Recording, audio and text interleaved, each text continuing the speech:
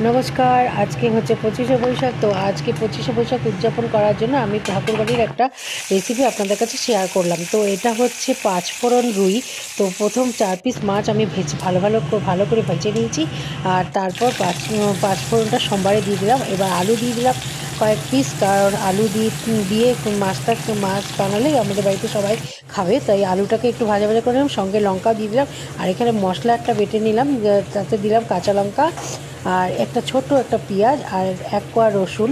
আর তারপর দিয়ে দিলাম হলুদ গুঁড়ো, লঙ্কার গুঁড়ো, আর 1 চামচ হলো হাফ চামচ জিরের গুঁড়ো, আর 1 চামচ ধনের গুঁড়ো।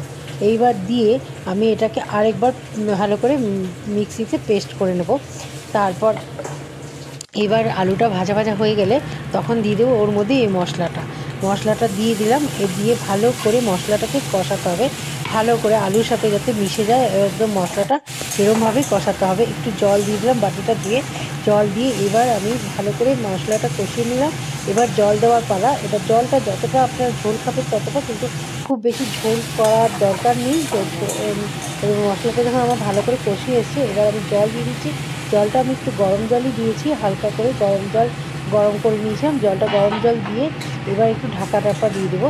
তারপর দিয়ে দেবো মাছগুলো, ফুটে উঠলে মাছগুলো দিয়ে দেবো। তো এখানে মাছগুলো আমি দিয়ে দিলাম।